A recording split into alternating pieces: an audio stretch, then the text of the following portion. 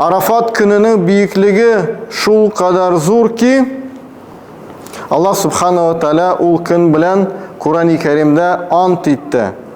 Estaizu billah ve semai zatil buruç vel yevmil mevhud ve şahidi ve meşhud. Allah Teala ete ant etem buruç bilen hem kıyamet günü bilen hem cuma bilen hem Arafat günü bilen. Bu hadisten kila tefsire. Yani Allah subhanahu wa ta'ala Arafat günü bilen ant etti. Ne demek? Allah Teala bir aybir bilen ant etse demek bu aybir elbette büyüktür. Eğer de Allah Teala etse şu taş bilen, şu tuzan bırtığı bilen ant etem dese anlaşılmıyor mu? Allah Teala eğer de bir aybir bilen ant eteyken demek bu pek zor aybir. Allah Teala Arafat günü bilen ant etti. Gumar radıyallahu anh yanına günlerden bir günü bir Yahudi kişi kile. Belki galim bulgandır. Hem ete ey Gumar diyeyim. Sizin kitabınızda şuşunday ayet var. Eğer de ol bizning kitapta ingen bulsaydı biz şuşu ayetinin ingen günün bayram günü deyip ilan eterdik. Yani şuşunday bir ayet var sizin kitapta. Eğer de ol bizde bulsaydı biz şuşu ayetinin ingen günün bayram eterdik. Qaysı gün deyip Gumar radıyallahu anh, qaysı ayet deyip ne diye ayet ol? Hem Yahudi ayetini okuy. Estaizu billah. El-yevme ekmeltu lekum dinakum ve atmamtu aleykum ni'meti ve razıytu ileykum islaman dinen. Maide suresinin 3. ayeti. Şu ayette Allah Teala ayette, "Men bu günde sizin için dininizni tamam kıldım. Özümün nimetlerimni tamam kıldım. Hem sizge İslam bilen din bularak razıyım." Yani Allah subhanahu wa ta'ala şu ayette bizge aytti, sizin dininiz tamam, yaxşı, hem men onun bilen razıyım. Bu Yahudi ayeti eğer de bizde şunday ayet bulsaydı, onlarda yok anday ayet. Anday ayet bulmağaç, onlar şu dinlerin daimi revişte uylarga daimi revişte özgertirge mecbur. Lakin bizning dinimiz tamam. Gumar radıyallahu anh ayta, men bilem di. Qoyda ham qoysi kunda şu ayet ingen di. Cuma günü Arafat gününde ingen idi di. Ham biz Arafat gününde bayram etemiz, Cuma gününde bayram etemiz. Elhamdülillah şu ayet qaşan Allah subhanahu wa ta'ala dinimizni tamam kılgan ayet indi Arafat gününde. Demek biz onu bayram etemiz. Endi elbette bizning iki bayram deb aytamiz, lekin Arafatda o'zincha bir bayram. Ham şu bayramning jamoat salut bor. Bir podsha birini bayram etgan vaqtda salut jibaraymi? Motor ettirib bo'lsin. Allah subhanahu wa ta'ala şu Arafat gününde salut jibara nishik? Peygamberimiz Muhammed sallallahu aleyhi ve sellem aytgan, Allah subhanahu wa ta'ala eng ko'p kulların azat etetiren gün Arafat günü.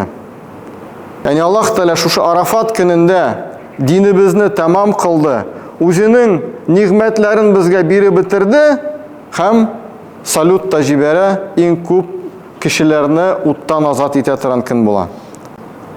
Allah subhanahu wa ta'ala barımızga nasip etsin. Şeytan şu günde en mesxere kılınan halde Peygamberimiz sallallahu aleyhi ve sellem aytgan hadis boyunca biz oylaymiz bit ul cennetten çıkarılgan günde en mesxere kılınan, en tuben sitilgen gün iken Arafat gününde. Ne için? Çünkü şu günde bizge din berildi. Şu günde yıl sayın Allah subhanahu wa ta'ala köp ettirip Müslümanlarını uttan azat ete, imanlı kişilerini.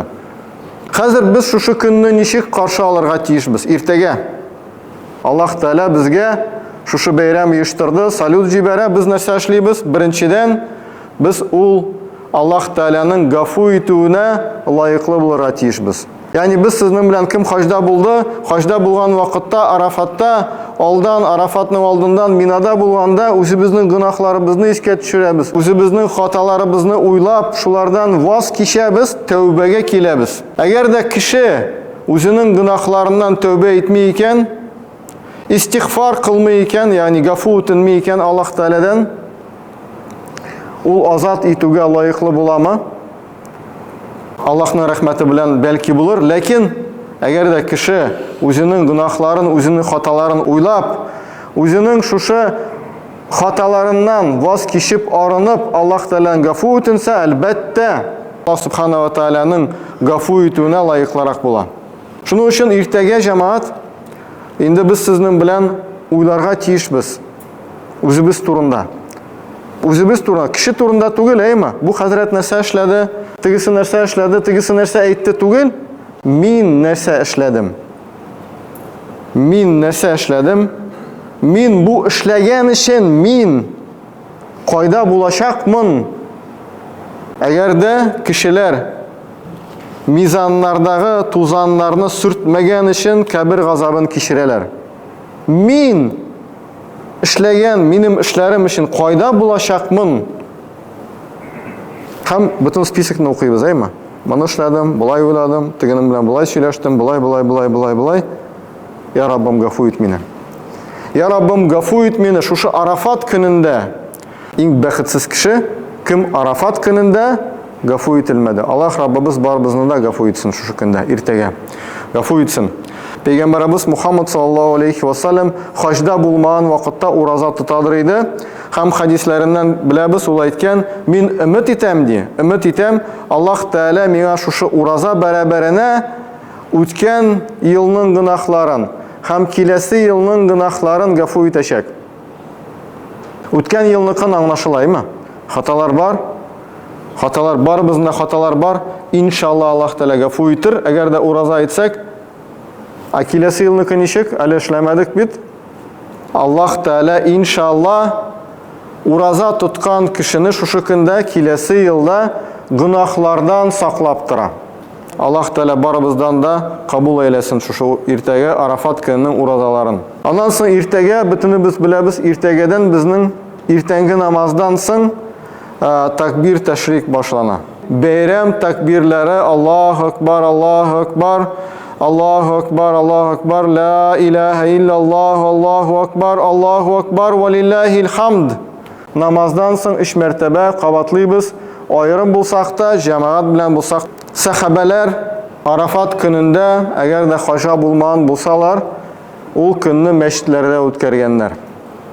Булай гына мәчеткә килеп, мәчеткә мәсәлән 2-3 сәгатькә килеп, күбрәк мәчеттә үткәреп вакытны, Кур'ан-ы Кәримне укып, намазларны укып, бу без сезнең белән хаҗда булган кардәшләребез белән якынлашабыз, әйме?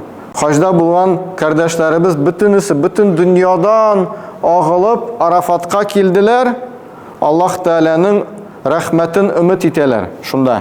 Аллаһ Тәгаләгә дуга кылалар шунда. Шунда җыелышып Арафатта, Аллаһ Тәгалә шушы Арафатта тора торган кешеләр белән фәрештәләр каршында сөенеп, фәрештәләр каршында горурланып, мактанып тора. Карагыз, минем кулларым килделәр, миннән өмет итәләр дип, без дә сезнең белән мәчетләрдә җыелышсак, мәчет Аллаһның йорты, мәчет Аллаһның рәхмәте булган урыны, без монда иртәгә җыелсак, кем качан килә, кем иктикаф белән килә, кем фарыз намазларына бөтенесенә килсә, без шуның белән әлбәттә шушы Аллаһ Тәгаләнең рәхмәтенә агылып барырбыз, иншалла. Тегәсе көнне инде бигрәк тә иртәгә ял көн, күбрәк мәчеттә җыелышыйк, күбрәк мәчеттә гыйбадәт кылыйк.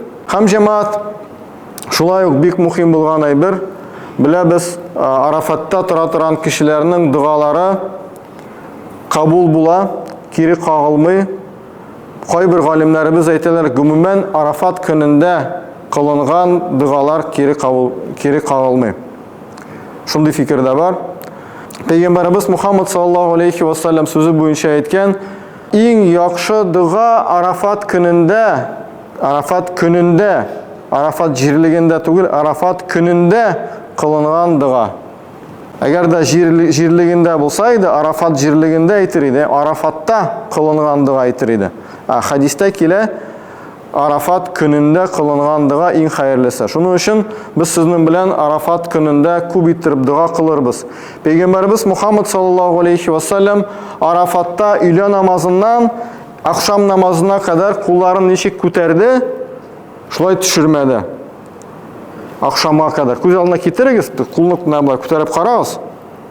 Бер 15 минут булса да, әйме? Пәйгамбер саллаллаху алейхи ва саллям өйлә намазыннан соң, өйлә икенде намазын укып, акшамга кадәр кулларын дуада күтәреп торган. Сорау. Әле аңа берәр нәрсә җитмидер идеме? Берәр нәрсә җитмидер идеме аңа? Шулай көн үзен дуа кылып торган.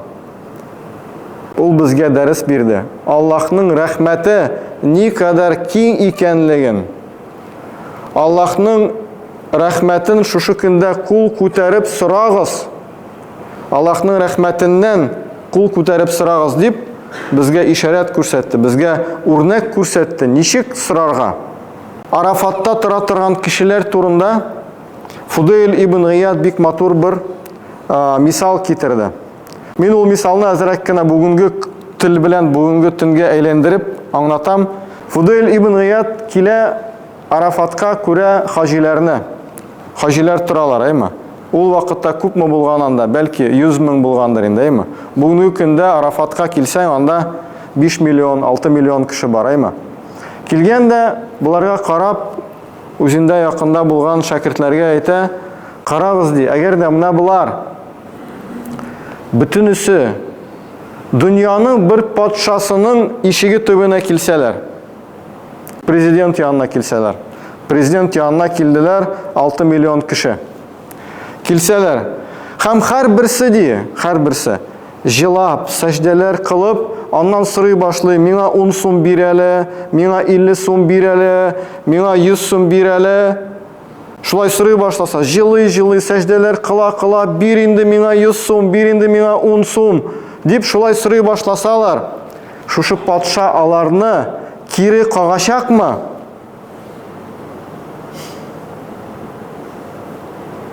Аллаһ Тәала әлбәттә ди. Әлбәттә шушы Арафатта тора торган кешеләрне аларның менә бу бәләкәй мисаллар, бәләкәй сораулары белән әлбәттә аларны кире какмаячак. Хәзер җәмәгать бик мөһим сүз.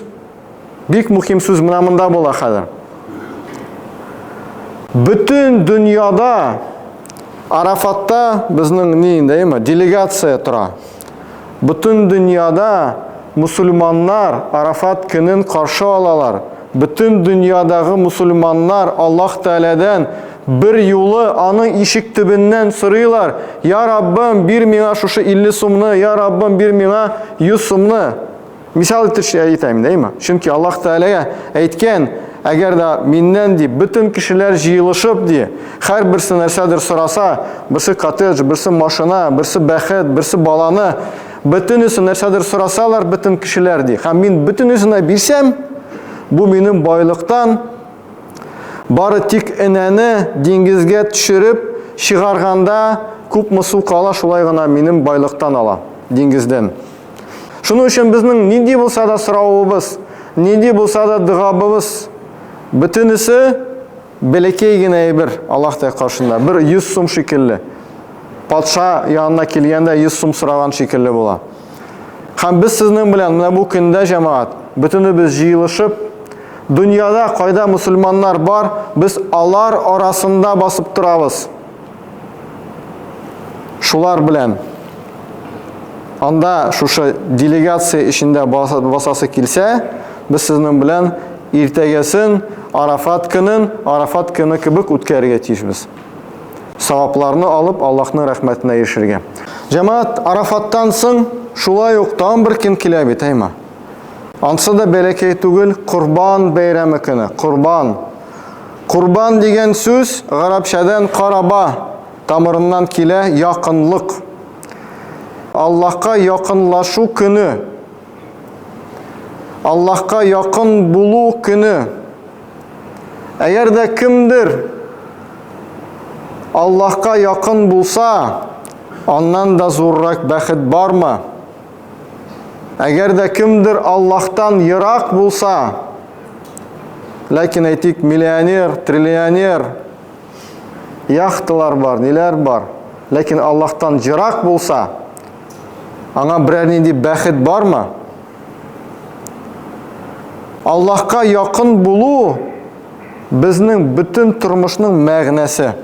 Менә бу Курбан бәйрәме, Курбан көне инде безне сезнең белән шуңа өйрәтә.